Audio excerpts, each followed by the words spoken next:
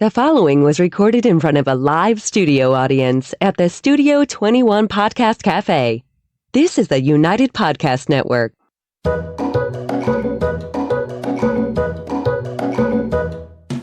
Welcome to the Quirky Dog Podcast, inspired by some of the quirkiest dogs you can ever imagine, and the owners who love them.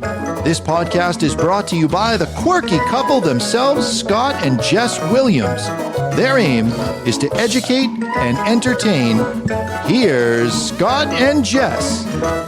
Welcome, guys, and happy Wednesday. It's actually Tuesday night, and Scott just looked at me and he goes, "We're live, right?" And I'm like, "No, the podcast comes out on Wednesdays," but that's okay. That's neither here nor there. Lots has happened since we last saw you, but first we're going to start with the quick tip of the day.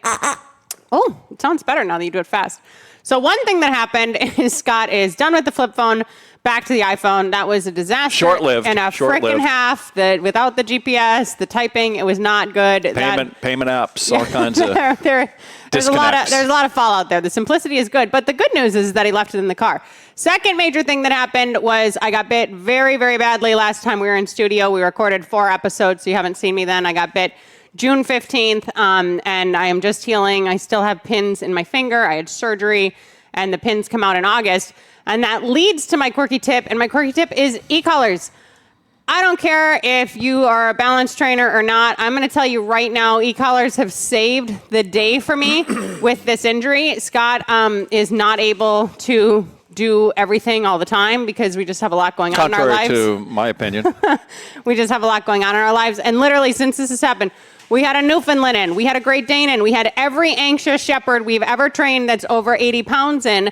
And I'm not like being super harsh with these e-collars and, you know, making dogs scream and everything else, but literally being able to have e-collars on these dogs, you know, tap them on like 15 or 20 and not have to just be using my hand and being able to like actually physically manipulate them with what's going on with my finger, because I absolutely cannot weight bear at all with this pinky finger, has been life-changing. And I am just, I mean, we always train, our board and trains with e-collars, and we always talk about them, but with some of these bigger dogs, some of these dogs that literally could have re-injured my finger and, you know, caused more chance of infection or maybe got me back into a place where my finger would not have been viable, e-collars have saved the day. So if you're super anti, don't do what you're not comfortable with. Yeah, that's fine, but don't knock what you're not familiar with also. And something on 15 or 20, especially when we're talking about a dog 100 plus pounds that I can be like handling a day or two past surgery on is a loose deal. leash, just not having to manhandle them. It's literally saved the day for me. So we are here today talking about crate conflict. I did not get bit around the crate, but there is a lot of conflict that happens with crating a lot of times. And this is not a podcast about, I don't want to crate and you should crate and everything else. We already did that podcast. I put that podcast in the show notes. This has nothing to do with why you should crate and the benefit of crating. A lot of dogs have stress around the crate. A crate is this moment of anxiety. It's transition. Some dogs maybe have a little claustrophobia going into the crate, whatever else. There's a lot of heightened anxiety that pops up sometimes with crating, a lot of stress, sometimes aggression and everything else. So we are going to focus specifically on crate conflict here today in today's podcast. And hopefully how to resolve it. Yeah, definitely. I got to show you this. We can talk about conflict all day. I brought a prop. I bought a prop and everything.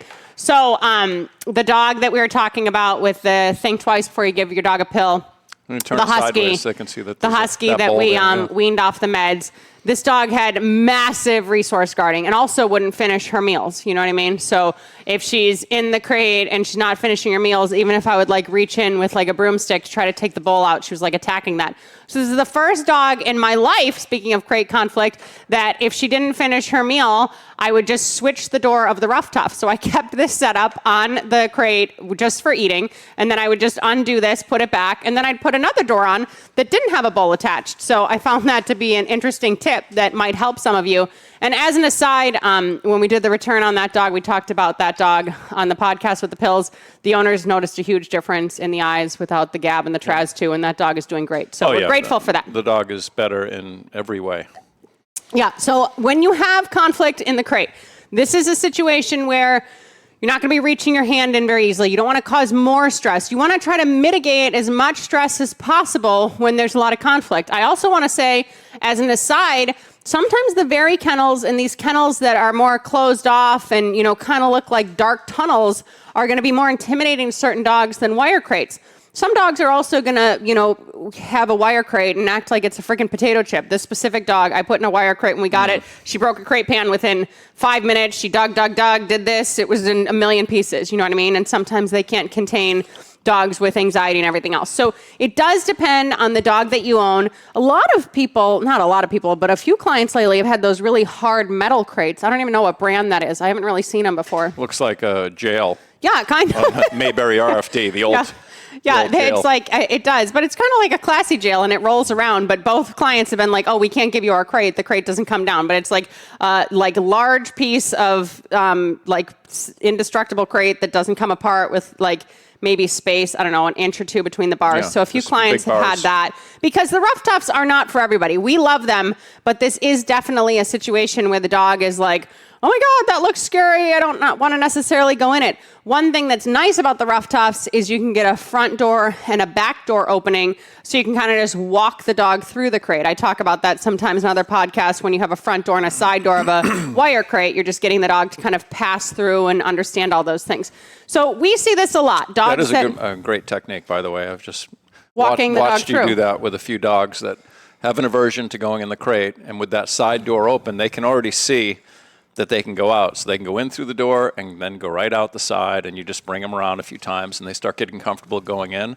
And then, surprise, that side door's closed. Yeah, but they've been in enough that it isn't just like automatic stress. And the rough toughs are nice too because I think they call them rough lands now. I can't keep up with all the new lingo, but if you take that front door and that back door off, you can almost like put it in a hallway and treat it kind of like a tunnel, right? Like the dog goes through, they get a cookie, they go through, they get a cookie. It's just getting the dog more comfortable with it, and you're not just kind of like closing them in like it's some sort of trap. So dogs that have stress revolving the crate, our first piece of advice always is feed the dog in the crate. And I am here to tell you, and we are here to tell you that certain dogs may not eat for days. Like they absolutely have enough stress that they are in the crate. They will not eat their meals. We're not saying a dog that is already malnourished, now you're going to starve it, and prove your point for the crate. But that is a really good way for them to get comfortable, and that is a great first step where the dog is in, you offer the food for 5 minutes, they don't eat, you take it away, and they're just getting used to being in there. And they're also associating it with something more positive than, oh, I have to be in a crate because my mom or my dad have to leave. So that's always our first go-to.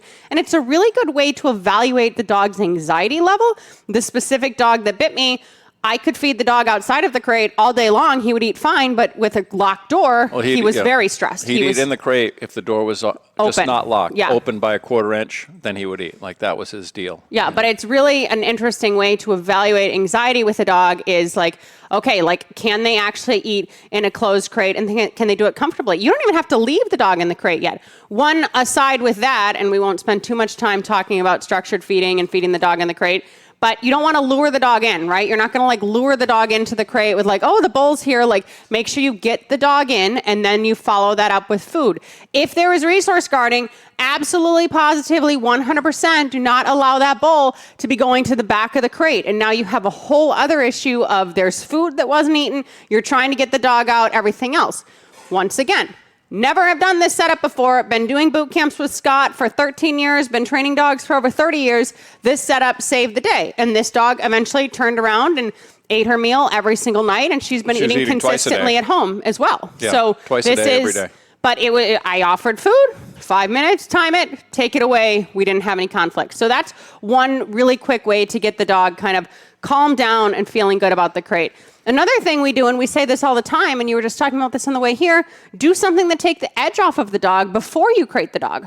Yeah, I mean, do some obedience training. You could just go for a long run or jog with your dog and calm them down. But ideally, if you do some obedience training, heel, sit, down, get on a dog bed, just put them through some paces, and they're kind of mentally tired after that. They're more likely to settle in the crate. If you put the dog in the crate because you're having behavioral problems outside of the crate, so you're like, the dog's got the zoomies. So the dog's just tearing around the house. You're like, God damn it, I'm going to put the dog in the crate. You're taking a really overly aroused dog, stuffing them in a crate, and now they're in there overly aroused, banging around. Maybe they will defecate, maybe they'll pee, they'll chew on the crate. They do all kinds of crazy stuff. But if you work them, and this morning I just worked with a Frenchie that has some crate issues a little bit. Not much. I mean, the dog's only 9 months old, so it doesn't have a big history. But it will, if they put that dog in a crate as a way to just handle some bad behavior, the dog will be worse in the crate. Yeah, protest. And if you don't... Yeah, today we worked him, and then the dog was like laying on the floor. Calm, already calm. From work. Yeah. I said, put the dog in the crate. They put the dog in the crate. The dog just laid down in the crate. Dog needed to take a rest. And if you don't have behaviors like loose leash walking and sitting and downing and getting on a bed and everything else, we get it. But even if you step on the leash for 15 minutes, even if you do the treadmill for a little bit, if you condition your dog to a treadmill, the difference between that and just like running on the beach or an unstructured walk where the dog's just doing a sniff walk is there's structure to it. So anything that involves structure that can kind of get the dog's headspace in this more Zen-like crate, we would 100% recommend. Then you put the dog in the crate. And don't put the dog in the crate and then go to work for 8 hours and just hope that carries over. Get the dog comfortable for 5 minutes, 10 minutes, everything else, but make sure the dog's headspace is not in this instability like place and it's getting more and more aroused and more stressed, and then you're just throwing it in a crate. All right, let's go to break super quick. When we get back, we'll talk a little bit more about all this. Want to keep up with all the latest from the Quirky Dog podcast like me and Murphy here? Then make sure you head on over to the YouTube channel and subscribe. Or if you prefer to listen to the madness, go on over to iTunes or Spotify and follow the Quirky Dog podcast. And hey, while you're there, leave a rating and review and let them know what you think of the show. Until then, keep it quirky. Scott literally just said to me, I don't want to go too short on this podcast because I got a cigar to smoke. I got 20 minutes left on this cigar. I'm not going anywhere. Oh my God, don't rush me through it. Okay, so I would say anxiety is a huge component of crating. I understand that a lot of dogs with anxiety, especially with separation anxiety, they're going to have trouble in the crate. Another huge component of crating can be aggression. The dog now has this barrier aggression. They're in this like closed off box. This is their own area. They can exhibit more aggression in the crate and everything else. With these types of circumstances, if you own a dog or if you just brought a dog into your home and you crate the dog and the dog is now showing aggression towards you, you have some major behavioral issues, and I highly recommend you seek out a qualified professional. And if it's a dog that just came to your house, I would highly recommend you consider bringing that dog back. Now, as trainers and as people who get paid to help dogs and people through this kind of stuff, we see this behavior quite often. But if you really are to a point with your dog that you put it in a crate and then you go and you walk up to the crate to take the dog out, and the dog's ready to freaking kill you, that's a pretty bad situation that you should be seeking professional help with. That goes a little bit beyond the context of this podcast. Yeah, one thing I'll say, that's different, I guess, the way a dog trainer would put a new dog in a crate, and the way a dog owner puts a dog who doesn't want to go in a crate. A competent dog trainer. Well, I'm assuming that he's a dog trainer, he's competent, if you're going to call him a dog trainer. But the point is this. When I know a dog has an issue with the crate, I might put a bungee on the door or take the door off and start working on getting the dog to go in the crate and not coming out until the dog's released. And if that means I need to body block with my legs, I'm keeping him in there, and then I say free. So he's starting to actually use a little bit of self-control so that the stress can start to lower. We're not closing a door on the dog. And then I release him out. And once we start going in and out, they start settling down, because just like if a dog has an issue, when I teach a dog to lay down, the first thing I do is release them out of the down quick. If they're a little apprehensive about that. When they learn that, okay, this is temporary, I can do it, there's no stress here, they're more likely to repeat it. So I get the dog in and out of the crate quite a bit before I even start closing the door on them. And then I close the door for a minute, I can open it up, I can give them a treat. They're calm enough now, they'll accept a treat maybe. If not, it's no big deal. I just want them to, when that door opens, that's not permission to blast out of the crate. Yeah. And with the typical dog owners that I deal with, when they put the dog in the crate, they have to they're just pushing and shoving and trying to get the dog in there contained and then get the door locked real quick. And it's this big battle. And then that just makes it, everything just gets worse. Like every time it's a big battle. The stress just gets And when they open the crate, the dog, boom, blast out. You don't want that. You want the dog to exhibit a little bit of self-control. Yeah, I thought you were going to say that they lured the dog into the crate and then we get the dog into the crate. No, yeah. if they could lure the dog in, that's great. We I mean, literally if you can get them in. Well, fine, no. but- Well, we also don't recommend like tossing a hot dog in or something else. That's different than what we would do versus like an owner. Like we're not like begging the dog to go in. One time we heard of a local behavior as to like literally said like, oh, just create a popcorn trail, you know, for the dog to just get comfortable It's like with the Hansel crate. and Gretel. Yeah. Yeah. And then the dog like would eat popcorn till like 5 feet of the crate and then was like, peace out, A-town down. I'm not going in the crate. So it's really important that you're getting the dog in a safe way. We always kind of recommend like you're gently holding the collar if the dog can accept it, hand under the belly, you get the dog in. And then if you want to give a cookie, if they're comfortable enough, you're administering it after. That's super important. And that point that Scott brought up about the door,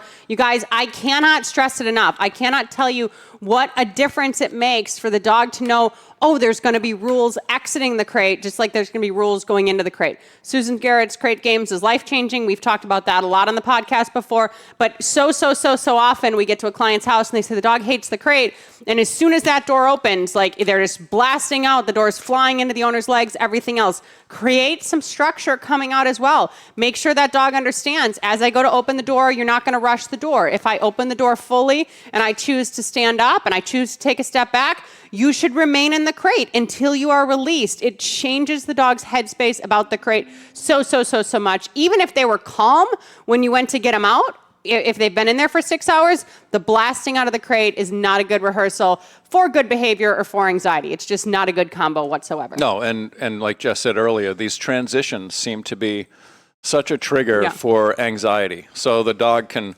walk through the house on a leash fine, but as soon as they get to the door, all of a sudden they're like anticipating, and I got to go, and the door opens, I can't hold my sit anymore. You know, all that stuff where you just got to know you have to sit. I'm going to open the door and close it 20 times. You're not going to be getting up and anticipating all this stuff. But when you do, if you want to start conditioning a dog to the crate that's having crate issues, crate conflict, I would put that crate out in the middle of the room or out in the yard, someplace where you got plenty of access, like you can move around that crate and manipulate it any way you want. And then when the dog is getting good about just going into the crate, then actually put it in the spot in your house where you want it to be. Yeah. Because quite often we want them off in a corner somewhere, not in the middle of the room, obviously, but the corner can be dark. There can be something about the corner where they're like, I don't want to go into that corner. So you work the crate away from, just like we do this with dog bed too. I want to be able to walk right past a dog bed where a dog can just walk right onto the thing and walk off it. Because if I'm walking into a corner and then they're like, oh, I don't want to go any farther into this corner, you don't want to be dragging them onto the bed. You want them to willfully hop up onto that bed. So after you build some value into getting on the bed, then you can move the bed into the corner. And they're like, yeah, great, let's do it. And I say this because it reminded me of one of my dogs years ago. I was getting picked up by someone to go do some bite work at night. And the guy had a van. And he said, your dog's okay with the crate? I said, yeah. But it was nighttime. He opens the side door on his van, and there's a crate in there. And my dog, and it was dark. And my dog's like, didn't want to go in.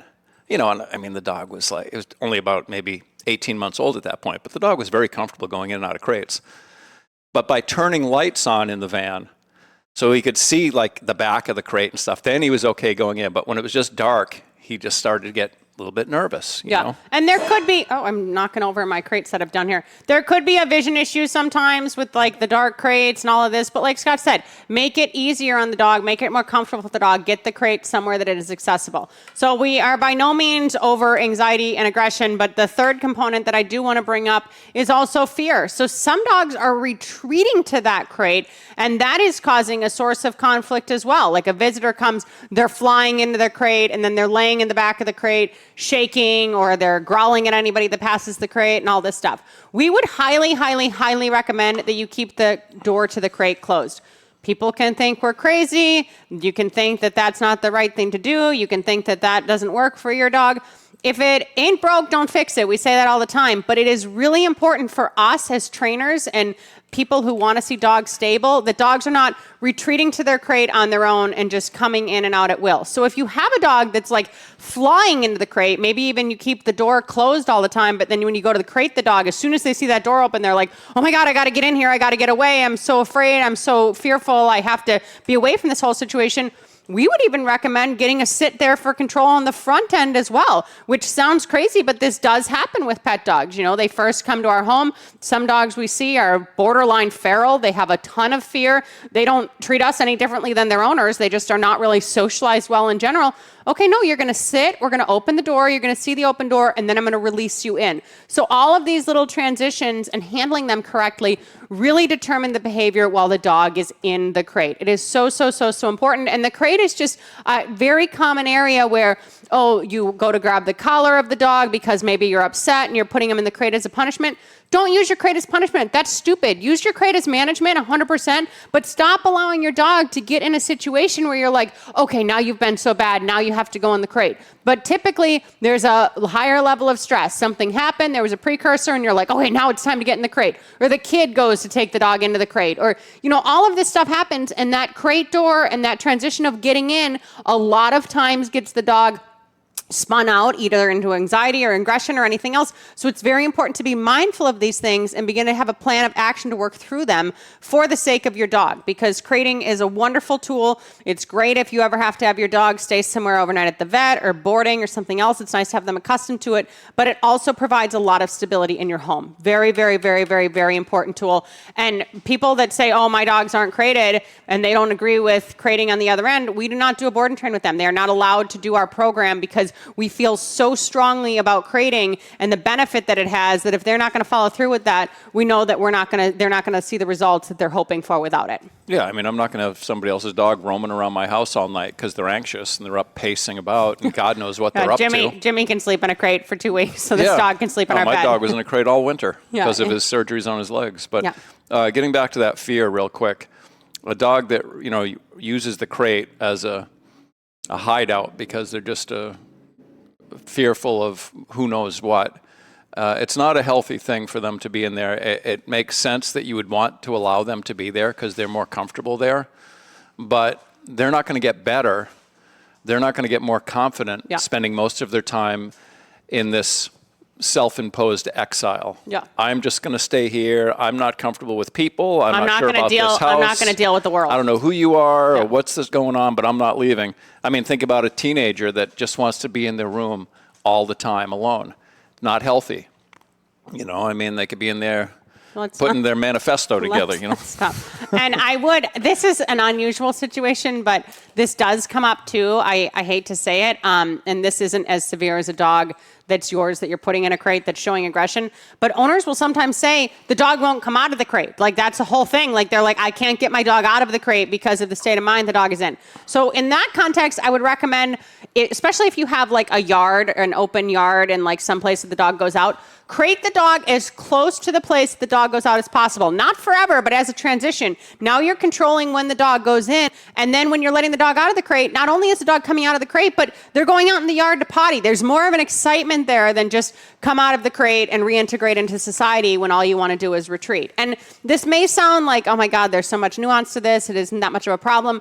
Crating is the number one thing that once we get the dog comfortable with the crate, relaxed in the crate, being able to deal with us not being in the house while they're in the crate, eating in the crate, and then all of that transfers over to the homeowner, that is the ticket for us mostly. And I'm not saying there isn't more training involved, but it shows so much about the dog's mental state. It's not even funny. And I want to touch on that real quick too, kind of on the separation anxiety thing.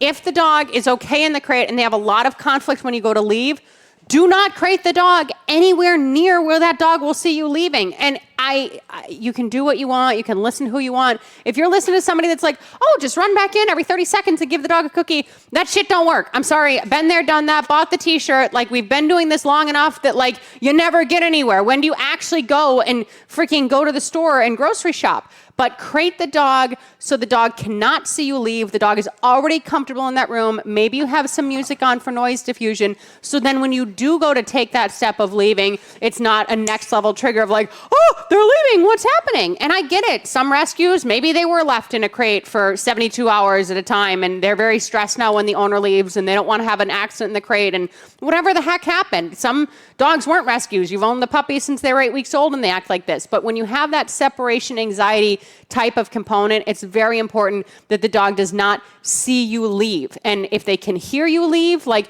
adjust it so maybe the dog's farther away in the house. They don't hear the car start. But those are all the types of triggers that set that off. If the dog's comfortable in a crate for 2 hours and then you go out the door to take the trash out and you come back in, that shouldn't make the dog cuckoo-cuckoo if they can't see you leaving to do that trash run.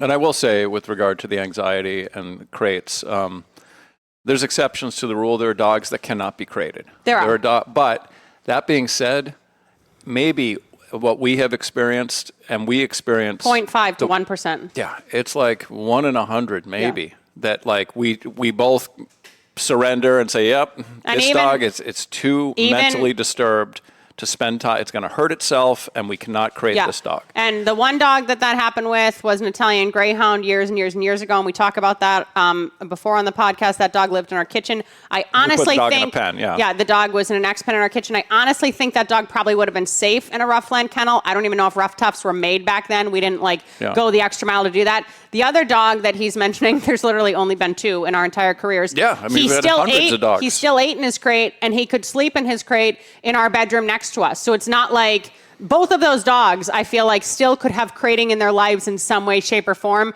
But yes, maybe it isn't the best case scenario to have that dog in a crate as management when you go to leave. Maybe you're looking at a daycare type of situation, a dog walking type of situation, a situation where they have a room where they're safe and they can't hurt themselves. But literally, you guys, we're seeing 0.5 to 1% of dogs that we see. We see the worst of the worst. Yeah. So these people that automatically say like, oh, my dog's too stressed, he can't be crated, or these rescues that are giving you these dogs on 6 medications and saying, don't crate the dog, it's going to traumatize the dog. No, work the dog through that for the betterment of the dog's life and the stability of the dog's brain.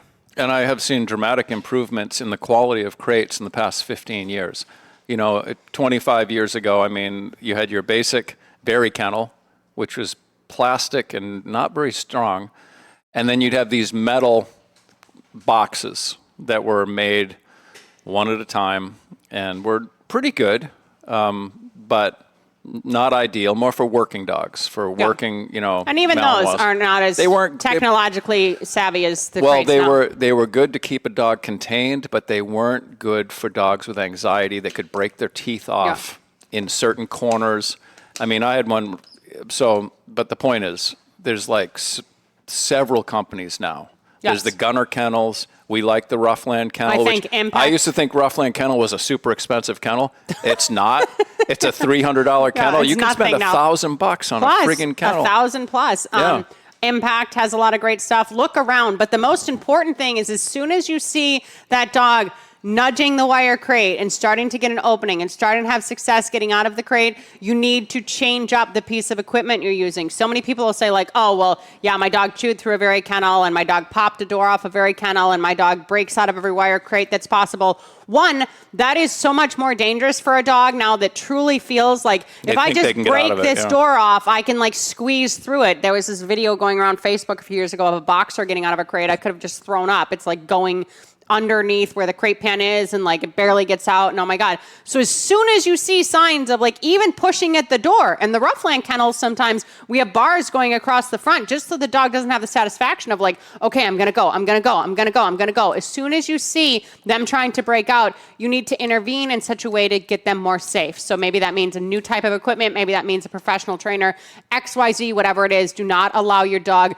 to have the rehearsals of breaking out. And soft crates are great. They're awesome. They're easily portable. They are not safe at all for travel, and they are not good for any dog that has any destructive behavior, and they can you're just going to burn through money. So not only is throw hundreds out the window. Yeah, not only is the dog having success getting out of crates, but you're also losing a lot of money, and God forbid, now they're ingesting part of that and they have some sort of obstruction or something else.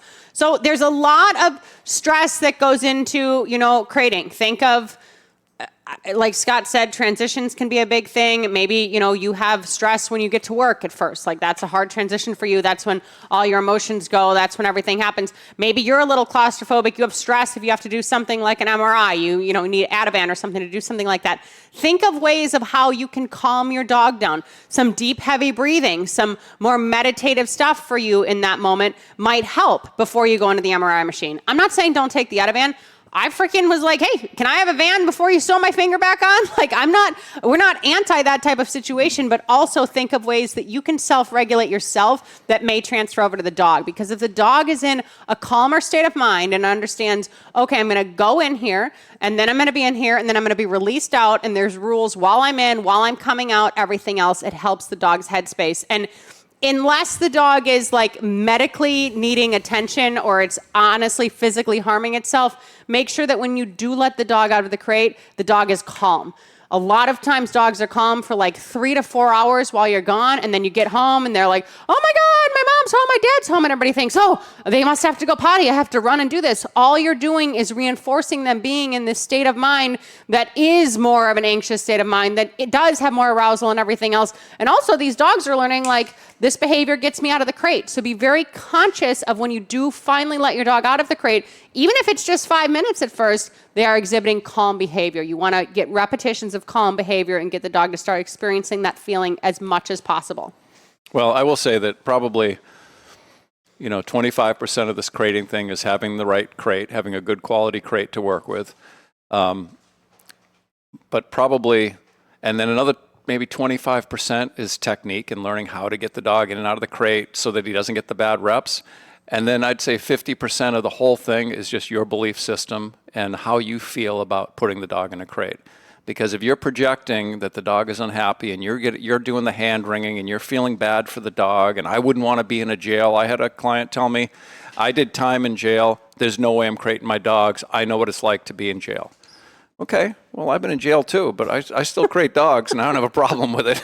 And I didn't have a big problem in jail either. I just relaxed, I mean, I'm not a real anxious person, I guess, but the point is, what we project onto the dog makes our lives a lot more difficult, Try to be in many situations, try to be more clinical, a little less emotional. Yes, and as a closing thing, a lot of people want to crate their dog when people come over. If you do not practice crating while you are just home before people come over, of course your dogs are going to be disruptive in the freaking crate when people come over. And that's a very exciting time and a very heightened time of energy and everything else at home. So make sure you are getting rehearsals of not only feeding your dog in the crate, they're eating their meals, possibly sleeping them in the crate overnight just so they're getting comfortable to it, maybe crating them once you leave, but crating them while you are home so they are comfortable with the concept of I go in a crate even though someone is here and I'm okay with that and I accept that. And if your dog is not going to go in the crate willingly, put a freaking leash on your dog and bring them to the crate. Do not give them the option. I'm not saying drag them into the crate, but do not make it optional. Make it very clear that we're going from here to here, and then I'm calmly going to get you in the crate, and then the door is going to close. And if you feel like you're rabbit trapping it, like Scott said at the very beginning of this podcast, work the crate separately. Now you're taking 10 minutes to just work. You're going to get in, you're going to be calm, you're going to come out. You're going to get in, you're going to be calm, you're going to come out. Calm is the key, you guys. Anything else? Well, I'd say if the dog has a negative association with the word crate, and crate's the trigger for the dog to go run in the other room, don't say, hey, come on, let's do some crate training, and they're friggin' taking off and hiding upstairs. With my dog Jimmy, the way to get him look great for photos, to get those ears up and him all pumped up is say, hey, you want to go in your crate? And he's like, yeah. And it's like, it's all we can do to just keep him in the sit so we can get the good picture. Yeah, but that is true. Just like, a cum word that's like been overused that doesn't work, or a potty word that means nothing to the dog. Use a word like kennel. Use a word like get in the box. Use a word like go home. But Vital comes in, I say Ken. She runs to her kennel. It's a big game. So there are tools for this. It is worth working through. And we understand that it is a source of conflict for a lot of dogs and sometimes a lot of dogs and owners. But I promise you, the sooner you get over the horizon of working through it, the better your life is going to be. All right, you guys, thank you so much for joining us here this week. We have released a lot of exciting podcasts lately. We actually released a podcast with the Super Collie's dad. It is our #1 website podcast. If you have not seen it, it talks about working dogs and how to help them. And it's been a super big success with Paul Bourgeois a few weeks ago. So make sure you check that out. Thank you for being our listeners and our audience. We are so happy to be back. And in the meantime, keep it quirky. Bye, guys. The views and opinions expressed by the hosts, guests, or callers of this program do not necessarily reflect the opinions of the Studio 21 Podcast Cafe, the United Podcast Network, its partners, or affiliates.